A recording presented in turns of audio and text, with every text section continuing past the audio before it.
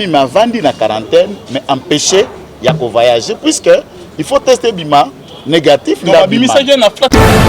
Basali test, prenez la bimi positive, la coronavirus. Ah bon? Mais quand on a bandé là, les solos ils ont dit. Aïe, que ça la test na inerbe poisonga poto, il courait pour la bamisala nae, bamamne kuna la poto, elle devrait déjà rentrer pour la séjour nae. A un passeport après test à bimi positif na corona. Ah bon? La décision, qu'on mettre en quarantaine. Il y a 3 formes de quarantaine de la Covid. Soit bâtir une zone, dans l'hôpital, vous êtes mis en quarantaine, ou dans votre chambre d'hôtel, vous êtes en quarantaine, mais on signale tous ceux qui sont à l'hôtel et dans les endroits, que votre hôtel a Covid pour que exposé, bande comme sous tes maladies comme mais maladie mabé. Il m'a vendu la quarantaine, mais empêché de voyager, puisque il faut tester bima négatif. Donc, shalom, shalom, shalom, bien-aimés dans les Seigneurs. Un grand merci à vous tous qui êtes connectés sur notre meilleure chaîne, La Voix Céleste Ndela Lola, Esika Bonzambe, et Kitarana Louye, Mona Maloubape, Namisala Bonzambe, na Bonzambe, Lola, Ezo Futa, Simana, Toya Kolobake, Nzamba Boye, Tokwaye. Les sous-wapi bien-aimés dans les Seigneurs, un grand merci à tout. Soutenir Moussaloyo. Là, je vois les pasteurs Fezamissi à la bouche autorisée de l'Éternel depuis Zurich. Nafilo Mukwaya Motema, Yabiven Sedomo depuis Londres, Pena Maman Gisèle, Lukelo Motema Papa, Emmanuel na Boston. Maman Mami, Munga na Papa Blaise, Munga Nzamba Lola, à mon abino. Bonzambe, na Bonzambe, Yesunde Mosu qui si bien-aimé dans les Seigneurs, toujours dans le cadre, il y a quoi informer bino. Na émission abino, rien que la vérité bien-aimée, les mains ne triomphent jamais. Vous êtes toujours connecté pour découvrir la vérité. Mingi, na émission nabiso Yalelo et Longo, na maître Joël que vous connaissez très bien qui n'est pas présenté. Shalom maître Joël. Shalom Deko Alvin, merci pour l'invitation pour vos pécibiso. La décoration de La Voix Céleste, vous nous manquez tellement. Toza et Longo. C'est le Congo qui gagne. Et pour la Kokabola Makanis, Nabaimboka, Nabana Nzambe, lorsque l'occasion est prise à Melibiso, nous ne refusons pas de venir échanger avec nous. Zamba Pambola Bango, merci beaucoup, maître Joël Kitenge. Tu sais, sur ma casse Nenge, aux Zongelibiso, ça fait tellement longtemps que tu dois mettre Joël, Bande Omsou, Batunda Rabona Gourmet. Il y a trop occupé, mais il y a Zongeli Bisso, maître Joël Kitenge. Question d'actualité, et c'est un peu net, il y a maître. Toi, mais un peu de solo, ok, bande vomi, il y a une question, moi, mingi. Le solo, il y a arrestation. Il y a une arrestation, il y a Pegnel, au Denis à lobby il y avait une main noire derrière arrestation, il y a Pegnel, peut à maudire Ndeko, yo mobile, oyo azadissima, il y a arrestation, il y a Pegnel, sur la zone toujours. Ndeko Rangai, Ndeko Alvin, Batunyo, Sobaolanda Bisson à la Voix Céleste, Baïbi relation en Ghana, Baïbi considération. Entre biso réciproque. Tout à fait. Ce qui est naïeba ko benga kinga avant konga na ya inde na te carburant na ngala mutuka na ya ko beta masolo ya Pegnel ya Denis Les Nzamba Lola oyo kanga na ngana ya te. Pourquoi mettre je ngana vanda na beta masolo ya mboka ya Congo ya ndenge ba Rwanda ba koti na est ba agresser na Kibumba na parc Virunga na ya kuvanda na robeta masolo ya ba Pegnel. Non to beta na biso. Yo na sipo na beta masolo ya ba Pegnel o ya ba Denis Les. Ndeko na ngai. Ata Nzambe na Lola okamwa. Na batu nyonso ba yebinga ba okamwa ke na vandi na beta masolo ya Pegnel. Pourquoi ba bande il représente rien. Wow. Ni Lessi ni Pegnel, il ne représente rien. Maître oh là, Nzamba Lola. Maître Joël, excusez biso, net oboyi masolo mais na OCP quand même répondre biso na mituna na biso bande robazana pour ça que to meke mpe ko éclaircir bango likamwe ko likaboyete. Ndeko. Soki banta wuti poto aye awa soki ngai na ko répondre likambo ya Pegnel comme communicateur politique. OK. Comme avocat. Ouais, OK. J'ai senti na maloba o etali makangu na yo baza na ye mikolo yo po aza koleka na TV ko défendre makangu na ye pona ko répondre ya koluka ko tenter main noire puisque qui dit main noire le fait que tant que président de la République azalaki nanu candidat le tout premier musicien congolais à l'écran à TV ba otuna ye na caméra au voter na binga ifati 100% ce Mike ba fait ba manifestation sur Mokonzo Komona et on estime que le cabinet du grand Fachi et kokita tina niveau ya Peniel par rapport à pasteur Wario zo ba question na ba relation na ye ne asalele en pour la keba kanga Peniel madame moko ba caméra ye na 8h du matin ba ko bien ba journaliste c'est comme si c'était un plan na lingina fongola yo na lingina fongo parce que moni laisse biso nyonso soki lelo toza ba victime ya ba hydroquinone toko sa victime tika ngai soki oza ba victime ya ba hydroquinone to reconnaître yango lelo ezala ngai lelo ezala nani pour que bato mosusu nano ba victime ya hydroquinone te ekwela bango te. Tout le monde peut voir à l'œil que Oaza victime à hydroquinone. Mais il vous explique que Bati na maya moto. Alors, moto ya motundo wana, vous pensez que na monokone et l'oko solo kobima. C'est un menteur qui ment comme il respire, ana nzambe te, ana Saint-Esprit te, il n'a aucune malédiction à comme dire Mike. Et il n'a nzamba koyoka lilobale satam komoko te ali bungu tulu ikabot. Tu le dis avec prophète des nations au beau sema kamasa na mboko papa. Donc vous m'expliquez kaza ex-pasteur. Alors j'admets kaza ex-pasteur asala sila. Maintenant zonga ce qu'on a dossier à Peniel. Peniel ali aye na Kinshasa naturellement. C'est sa vie. Soka eko yenge. Ezan toto na ye. Eza vie na ye. Na makangu na ye mobala matwa mama o mususu wana makangu wana ya uzuru baba ex pasteur wana mama makangu na ye ba ko mona bango na Sentemba ba ko mona bango na Nexe baza ko mona bango na ba club nyonso na yebisi yo ba moni bango d'après les sources sûres et les images sur qui ba moni Peniel na prophète Deniles na boîte yo ndo lobby Deniles ngai na lobby boy makangu na ye oza ex-pasteur olo basila wana wasila autant comme on a été église za soute wana etali papa yo lo baka bakamba bonzambe kamata caméra kende na quartier Mboloko na Matete soko kuti batu plus de 6 ya go benga ngana ko sana eso mission te eloko yete siko bazara ngo YouTube prophète akota boîte te ayebi ke andima ka melane moi 20 pour na estomac mais boîte na limite que accompagnera asa voix pe diamba oh là là. Puisque bato batekela ke ba pluie basalela ke darbe puisque ye mikolo kutatika nyosa koma na bombe. Aujourd'hui, qui est derrière vous, maître Joël? Je ne vous comprends pas. Qui est derrière vous? Bah, botika Mike Kampema. Comment? Pasteur Mike Kalambay, salutations mon frère. Tellement là, botika les morts enterrer leurs morts. Laissez les gens en paix, laissez les morts enterrer les morts. C'est la Bible, hein? La dossier. Kakawana la kotika te. Na pesi o tamera expliquer dossier izandeni. Aye poto. Asali test comme d'habitude. Tu le fais en amont tango koti kisasa, tu le fais aussi en tango zongi suna mboko. Tango aussi ici. Basali test. Peniel abimi positif na coronavirus. Ah bon? Mais quand on ko bandela. Lisolo izandeni. Aye kosala test na inerbe pazonga poto, il courait pour na bamisala na e ba makamne kuna na poto, elle devrait déjà rentrer pour na séjour na e. Akena passeport après test abimi positif na corona. Ah bon? La décision il fallait que babande la test si seulement si mais les mesures provisoires ba ko mettre en quarantaine. Il y a 3 formes de quarantaine le la Covid.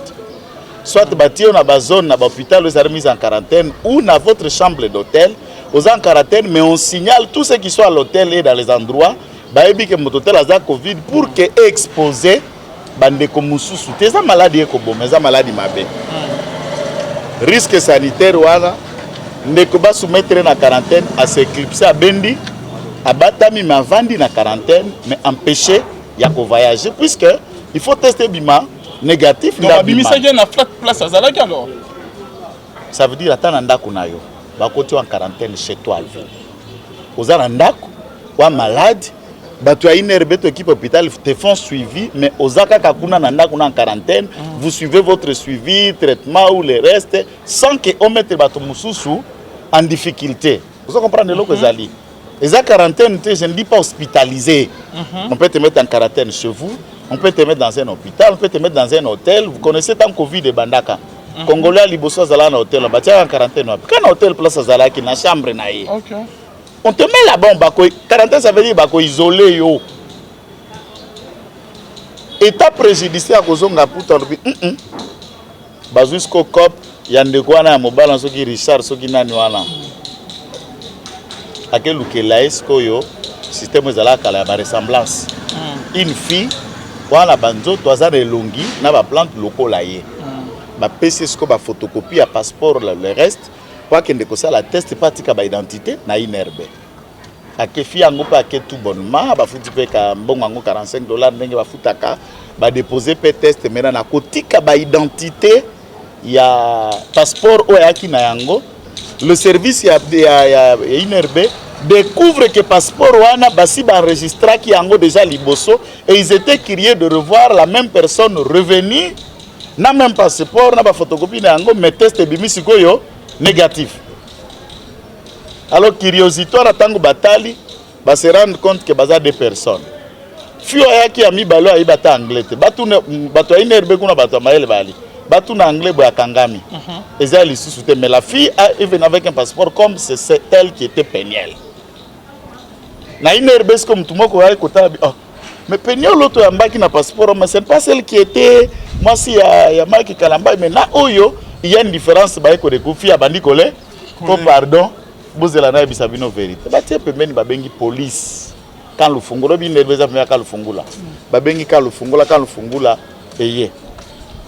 Onga na yebite bozela mwana mobala ela ki ekop nde tamba ekoluka sko abi batie papa bazui garçon wana.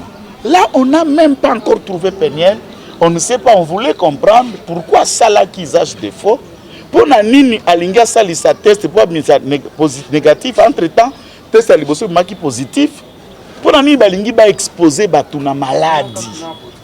Pour na nini alinga voyager na maladie au risque que péril Covid et maladie mortelle. Comment les camps de police na niveau ana? Dites-moi, l'État met noir eza wapi? Na otango zoka makamba Covid wana, Mike aza wapi? Mike ndazu passeport ya Peniel ake kopesa fi wana? Mais noir, ne tindi garçon ana akende ko yana kopo wana ba pesi fi alobi na mbongo ba pesa kié atangi. Alobi ke ba pesa kié mbongo et pas Peniel. Bien sûr, on l'a arrêté. Basali 2 jours na kashona na Peniel alobi ka yebiete a pesa. Yoka malembe. Dossier eza na service spécial par colonel Mopepe que nous saluons en passant. L'OPJ qui a instruit ce dossier, c'est un OPJ très compétent. Je ne suis pas là pour la divulguer le secret d'instruction, ça on a niveau de l'enquête préjudiciaire. C'est un OPJ, un major que nous saluons en passant, ça citer son nom. Ogoyoka. Bakangi Batumi Balwana, on n'a pas arrêté Peniel. Tangu sikoyo oya atangi garçon. Garçon aye onga na tangi Peniel. Peniel vient, reconnaît le garçon. Et Peniel dit ayebi fiyo anate. Effectivement, c'est le garçon qui connaît la fille. Et Peniel s'est confié par un garçon pour que le garçon ait les filles ou akoki ko sala le loko ana garçon qui ko sala commission pour ni fille akokadi na Peniel ba ressemblance. C'est naturel qu'elle dit qu'elle fille ana te puisque kopeza ya bango. Nde bakangi na garçon na fille services spéciaux on remonte ce que pas Peniel. Auteur intellectuel yo basali yo test obimi positif na Covid. Pour na nini ou exposer tout un peuple et ça en avion place beaucoup kende na ba congolais na ba étranger na ba hôtesse na maladie au lieu d'attendre qu'on te suive une fois que c'est bibi pour négatif tu vas voyager rentrer faire tes affaires naturellement puisque mikano za ko prouver que za na maladie zalia. Pourquoi tu as fait ça au lieu de répondre on anda bandis ko répondre police buzoba ba garder wana jusqu'au soir ba bandis ko discuter yena fille wana fio na lobo moni kope na bino bopesa kinga mbongo muke omo babandisco kobunda et Peniel akamati ba ordinateur ya services spéciaux na bureau tant ba bundasco na fi azui ba ordinateur nyo sezala kana ba laptop a pandi ango en 1000 morceaux. Mais des histoires sont là. Azalisco destruction méchante ya biloko ya police. Je voudrais savoir, frère Mike Bengi Peniel a lobby panza ba ordinateur ya police. Yo ndengo ali boye. Tu peux te permettre aucun na bureau à l'état au coup ordinateur à l'état ko ça musala à l'état au panza yango po ali Peniel. Non. Et il laisse soka ali pasteur ou ali ko banga nzambe. Comment on peut se permettre digne de qui depuis quand pasteur a comme manager a mtupa lukeleke ba makango. Oh, je suis son manager. Manager a quoi? Ateka kanine, ateka nzoto, toi ateka biloko, toi ateka kanine. Mais comment nous pouvons arriver à niveau wana et les Congolais peuvent suivre un type pareil au prétexte que pasteur ou prophète? Nzambango vraiment de quoi le vin. Oui, puis comme au moins à un moment, tu te dis est-ce qu'il faut avouer devant les gens qu'on a pasteur? Est-ce qu'il faut avouer devant les gens qu'on a chrétiens en écoutant ces racontages? Et les gens suivent ça dans les vidéos. Pasteur ou prophète, manager Yandumba. Ça s'explique comment? Là, c'est vous qui le dites. Non, mais non. C'est lui qui l'a dit, qu'il est son manager. C'est lui qui a dit les émissions sont là. Un Peniel est divorcé, à sa femme libre. Non. Non, ça veut dire quoi? Manager na lingala qui ça? Commissionnaire. Un commissionnaire. Yamas. Pasteur. Prophète,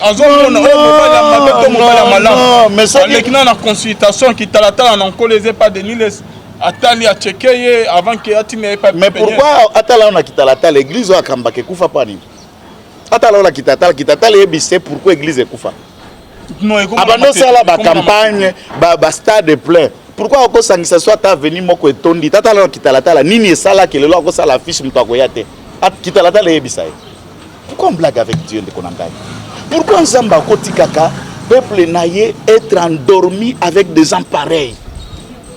Vous le croyez et vous Kotika, et on dit que vous avez bandi pamba, pour vous dire que maboko mususu kotia bino na mitu pamba. Au moins suki bando katanaka ba totie pomada suki kubota tepo, otika kina na tia loboko.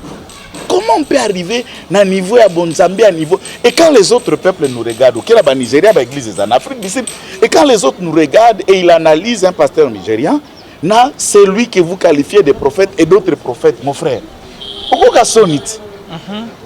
Na place musuba vidéo musuna yoka ka soni na place ya mutuko oyoki benda soni obi o nini yango nzambe na ngai okindoki te weza la bato baya kozwa kindoki libanda azemi mais oba bota bagala kindoki na limwa baboti na bango bala dangereux que le comme tozaki kindoki libanda weza la bato mususu vous le regardez vous dites oya bota mala kindoki puisque biloko akoloba oyo il doit être né sorcier ou tazemi nde bango ba pesa sorcellerie. Mais il faut analyser des propos que tous les gens racontent qui se disent pasteur, prophète, archipape, archidieu, archiange, architerrasse, archimatungulu, tout ce que vous suivez là. Analysez leurs propos, la Bible dit vous les reconnaîtrez par leurs fruits. Moi je ne cible personne. Regardez et vous allez reconnaître qui il faut comprendre que il n'y a rien de Dieu à part Bonganga, tout beau Satan. Je ne peux pas comprendre qu'on peut manager l'impudicité, on peut manager Kindumba. Et on presse la parole de Dieu de Calvin. Té. Ce qui c'est notre Babonzambe, la Bonzambe. Té, papa, wanate. Wanate, pardon, Zambe, ayoke la batumaou. Bisonyos toi batu, na babotaou. Mais na komba Nzambe, to sakanatina motindo wana. Puisqu'on a besoin d'akozwa ba vie na YouTube, puisqu'on a besoin de battre à yoka webi koloba ou le reste, et nous nous permettons à koya ou bandi qu'on arrête di boba, ende konangai, toka pe somo, kana ekolo, toka pe somo, et dans ce niveau là, à cause à la Covid, va fabriquer pour amicer test et positif na kombo afi on n'a pas voyagé. Ah bon, les solons les aboy. C'est ça. Donc hier bakanga na Covid, moyen à ça déplacement voyager ezalagité. Ah bon? Mais biso prophète a bêté biso du solon ndenge. Mais ya ko biso ndenge, ya moko aziki na dokino na biso batie na mai ndako ko biso vérité. Mais prophète a quoi ça? Deuxième élément, moi quand je suis arrivé dans service spéciaux, maître Boston qui m'a accompagné, maître Boston là il était là. Puisque na pas de dossier wana té. Na dossier tant la komaki kuna C'est un dossier à Congolais moko naza ko défendre. Ba tu peux escroquer un chinois une affaire à $16 000. C'est vrai, ces escrocs là sont mes clients.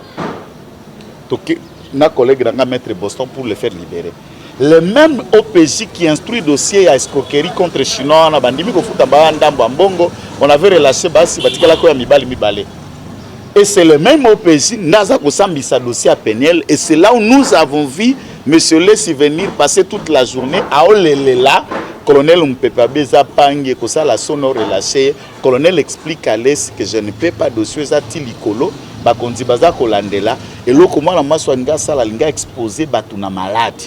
On pouvait comprendre ce qui est souki awa aye awa impoli apandi tala ba ordinateur nyoso apandi asengi pardon. La vidéo elle est là, elle s'excuse pour contre la police et s'engage à kofuta ba ordinateur. L'argent dont on fait ba 6 000, il y a ko rembourser ba ordinateur apandi na bureau à police. Ba ordinateur était belé maître Joël. Maintenant je vous le répète. Ordinateur il y a ba $200. L'église musulmane wana soki lingomba musulman et tumba ba jipe à police.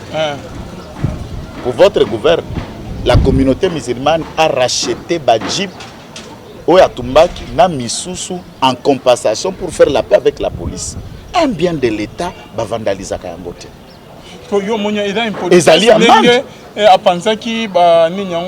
D'abord dites-moi, ngai moko yo ndenge naza boy batu ba kotala yo po yebi. Chaque fois que likambo komelanga la boloko ozalaka toujours à côté de moi. Oyaka ou assister vous intervenir na kota boloko. Jouni no kenda kolandanga na parquet to na boloko kuti na buka ki loko à l'état to na buka ki liboso ya magistrat micro to kamito ordinateur aza ko sambisa.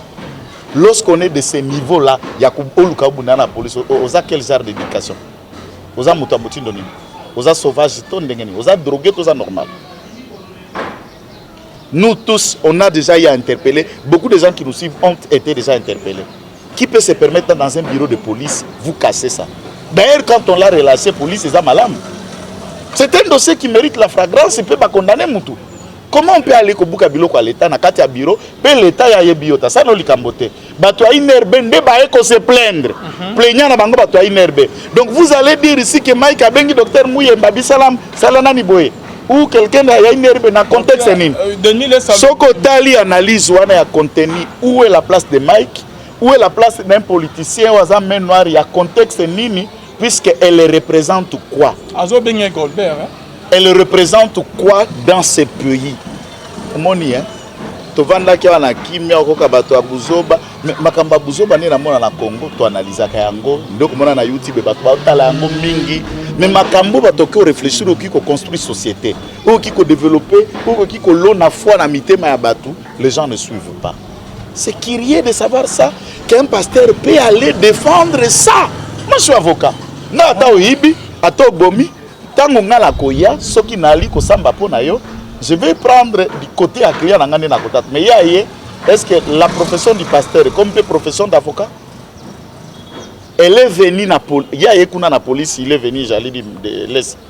Na contexte ni avocat, il y a Peniel, Makango à Peniel, pasteur à Peniel, manager à Peniel, et tout ce que vous voulez. Et quand je me dis, je vous dis Nzambe, Hermokonde na bola Nzambe lekela ngai. Façon atika batu mususu na bomo etile lo, moi batu mususu neti ba papa Charles Bakende, Charles Lesia Kende et puis batu mususu ya boy batika là, c'est énervant. C'est énervant que papa Charles Lesia Kende batu boy batika là. C'est énervant. Ça aurait été même lui à la place il y a passé Charles. Non, je vous dis. Papa Joël, maître Joël, la réaction de la bureau de la police, maître Joël, c'est comme si Mike Kalamai est innocent. Mike n'a pas le temps de s'occuper de Peniel, mon cher. Mais pourquoi Bazo Yende Azola? Non, Akolandangwa na etinate. Motika mutabata vandate. Netingai oebike bafuta nga pour la communication. Moi je ne défends que ce qui est rationnel. Le Seigneur m'attend aux salés la paix bakno so ba kolanda ba ko salela to benga na kana mai kite to solo laka to tretaka te depuis wa makambo mususu eleka wana po banyonga nazalaka avocat contre moko ya bato ya entourage na yo ebi dossier yango eleka bango se bagada ba moi distance na ngai et on n'a rien à se défendre. Tous allons à la dossier les cas ya ba mosero na pasteur ya bato na limité. Tanga na mona que dossier eza buzobe ki na micro na oti.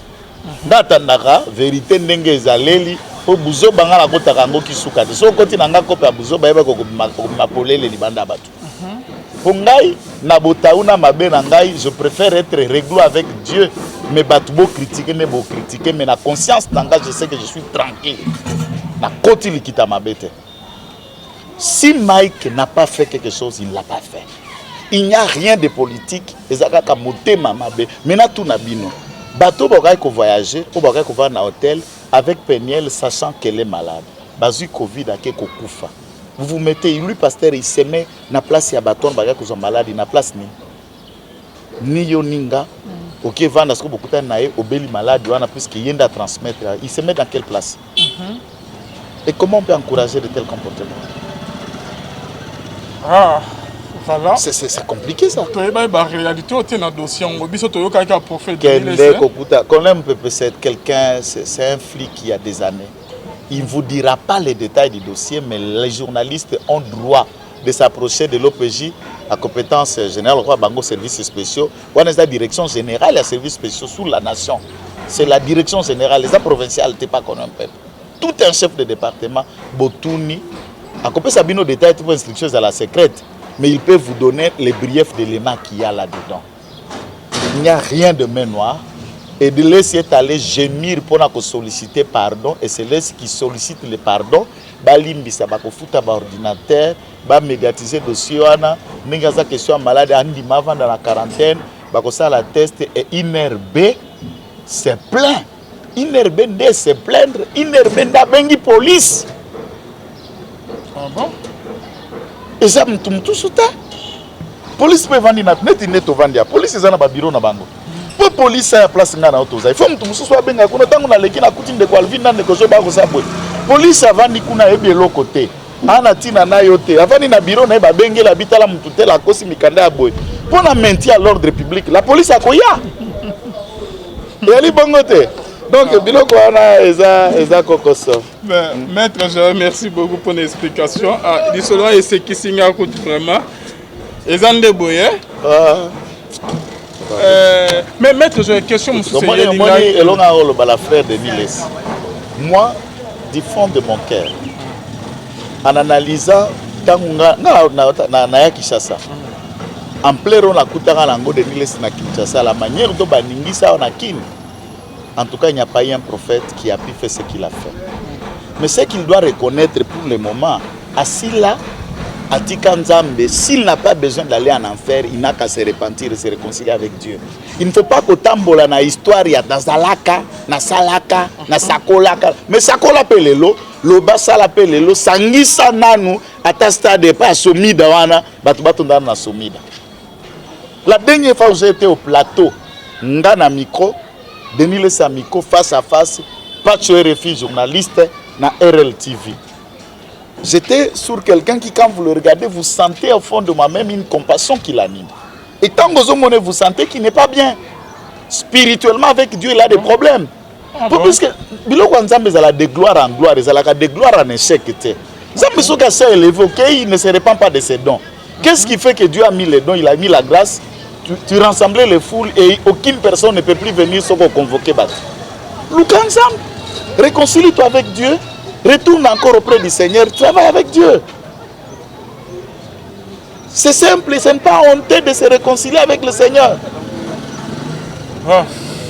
Maître Joël Kitenge, au lobby que Adali Bakangé na coronavirus, moyen voyager, exact moyen pas en poto na minute exact Adali bloqué na Kinshasa. Le dossier c'est à la police d'apprécier.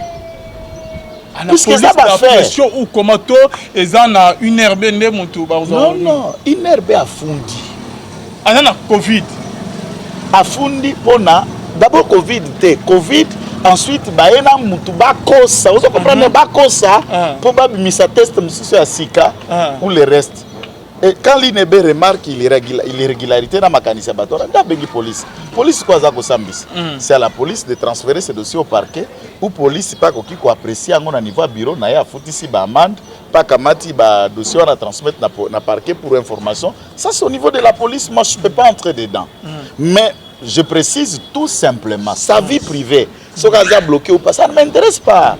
Moi, j'ai déjà décidé de dossier à people wana, ya ba fille aliaki, azalaki, aviolaki, na kota resulté. Diboso mikono ndi na loba.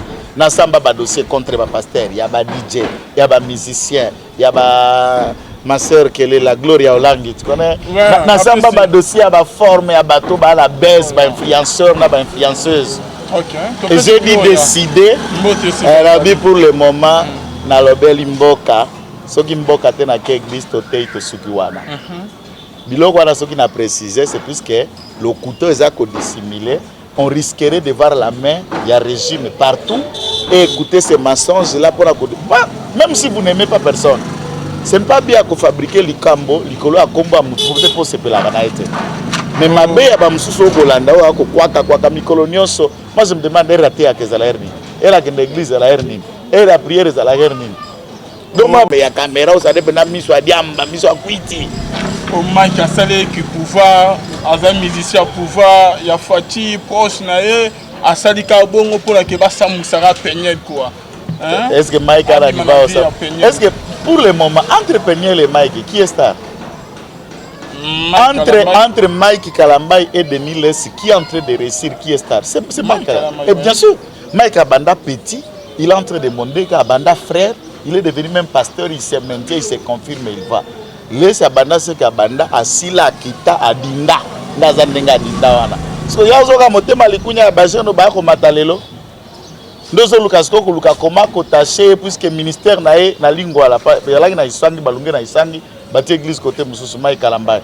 Église n'est pas na plein. Parce que les ande motema likunya. Tika est tranquille, papa. Tika est tranquille. Tika est tranquille. Merci beaucoup. Merci, mais maître, question M. Yelinga. Côté moi, peut toujours trouver un peu louche et ça dit que Peigné va baigner dans l'hôpital. Tant que Coco Mazo Koma, na ba airwan so na ba avant midi ba tongwa na mbala mo ba caméra binwana. Ba 8 ans ya robien ba caméra, ba journaliste ndeni ba yana ba caméraman na bango. Ya on les obi même peu flou que zaki lo mo bien préparé. Yo talaki ba caméra zo filmer na hôpital. C'est ça que Denis laisse à lobby que Coco Mazo Koma mo ba journaliste ba nan ba na lobby na yo boye. Ngai na kangama na samba na motindo nyonso. Okomona. Na droit preuve ezali molema ya lisambi soto benga c'est l'âme d'un procès. C'est bien de dire tout ce que nous disons. Est-ce que le fameux prophète peut vous brandir la vidéo et attendre l'homme média, puisque tout caméra, tout média, tout ça on a la voix céleste. Média on a la chaîne. Puisque aujourd'hui une image peut circuler, la carte y a un téléphone Android. Parce qu'avec un téléphone Android, c'est fini. Est-ce qu'on l'a filmé avec le téléphone qui était là? Et même si on l'a filmé, la vidéo là de l'Écifalisé, la chaîne. Nous sommes tous bateaux, vendre la YouTube, vendre la réseau social. C'est des vidéos, la police. Est-ce que vous avez vu ces images dans l'hôpital de la police? La police voulait une preuve sur le torturé, mais c'est lui qui est venu casser le bureau de la police. Et la police a agi professionnellement. Ni torture, ni quoi. Mais non, quelle arrogance qu'on peut se permettre d'aller faire ça dans un bureau de l'État. Quelle arrogance, quel orgueil. Normalement, Peigné, il fallait qu'elle la condamner quand même. INRB, Azakolite, qu'on a des commissions, on a un secrétariat technique qui a riposté ça. Les journalistes de communication après ça INRB c'est la kaka wana permanent. INRB faut la qui ça ba comportement ya mabe ya batu pour que batu o ba koluka ko sala comportement lokola wana ba sala te pour baza commettre santé ya baninga en risque. Et d'ailleurs l'INRB n'a pas pu filmer d'après nos sources. Donc tout ce qu'elle vous raconte, ce n'est que nakati ya mutu naenda ses réflexions comme il en a toujours l'état d'inventer des trucs pour que batu balanda ba yokaye. Naturellement, je ne viens pas répondre à des individus qui, moi je suis un acteur politique. Lui, je ne sais plus les qualifier, les lots. Acteur de société, influenceur, ex-pasteur, ex-prophète, Unganga. ou manager à Bandumba. Merci beaucoup, Maître Joël Kitenge. Na CP Makas Ndenge, tout le monde a un plateau moko donc tout Maître Joël Moussika quoi. Merci beaucoup. Lilo Bayasuka na bande bazo landa biso ba oyo pe ba comprendre te o meke un peu ko expliquer normalement arrestation ya peña bande mingi ba comprendre. O meke un peu ko ça synthèse na nyon sur le bio. En tout cas synthèse, je crois qu'ils vont suivre pour ma part ceux qui n'a répondre pour la Koumak déjà na plateau na yo. On a le droit à éclaircir. Il ne faut pas qu'on voit kaka au fachi, au cabinet naïe, au main noire, au tout ça. Le kwana ya malamute. Kukamata kubwaka moto mosusu na potopoto pamba sans raison et ali malamute. Nyoso mtu akosala lelo, musala na musala ya na bifuti na yango. Akolanda vidéo. Akokwaka, il en a l'habitude. Je me souviens à l'époque on en a fait une vidéo. J'ai expliqué encore Biloba Lobayales et tout ça. Il essaie de menacer tout ça. Non, pas menacer à Moutinho. Les Kitengesi sont nés avant les menaces. Donc il faut chercher, il y a qu'à calculer quand tu fais tes menaces. Il y a des gens comme nous, autres bakale longi akobang, musisa akobang katana na maternité journée au botam. Na musisa yo kaka soma menace katana ka pe jour na bima na défaut na manque ya 2600. Il ne faut pas que les gens se trompent pour imaginer des menaces ou des répliques. Mais que cette vidéo se partage. Salutations à tout le monde, à ceux qui suivent, tout en rappelant la mutuna mutu. Soko moniko tiki nzambe zongela nzambe tubela nzamba za nzamba mawa akozongisa ngulu na ekati no soka sepeli. Soka sepeli te vanda na okaka bongo eza ko mutuna mutabuke loko alonaki ki kuluka ko forcer ki pasteur ki prophète en même temps que aussi là na déjà. Merci beaucoup Maître Joël Kitenge. Votre numéro s'il vous plaît?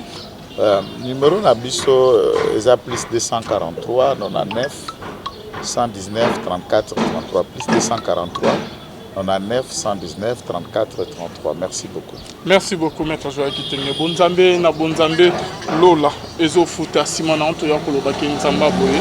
To croyez les sous les propos tenus dans cette émission n'engagent que son propriétaire. Je suis au milieu du village. Na côté limaïkte nazali pe contre pénalité, nazali contre maïkte, nazali pe pour pénalité ni contre prophète Denis. Tout ça juste analyse Maître Joël pe affinité. Ça juste analyse bien aimé dans les seigneurs Amérique au Talisa ndenge makamongo et c'est pas ça qui quoi ils ont ndenge toyokeli les prophètes Denis les sazolo baté ils a bongoté quoi boyoki bino nyonso la vérité le banya. Merci na Maître Joël Kitenge na ndengo ye na epa na biso la va céleste. Merci na Dieu commander za sima caméra bonzambe na bonzambe Yesunde Mosuki Silema ne triomphe jamais. Bonzambe na bonzambe Lola ezofuta simana to ya ko ba ke nzamba boy. Donc voyez sur ça finalement ça zo célèbre. On se retrouve à la prochaine bague.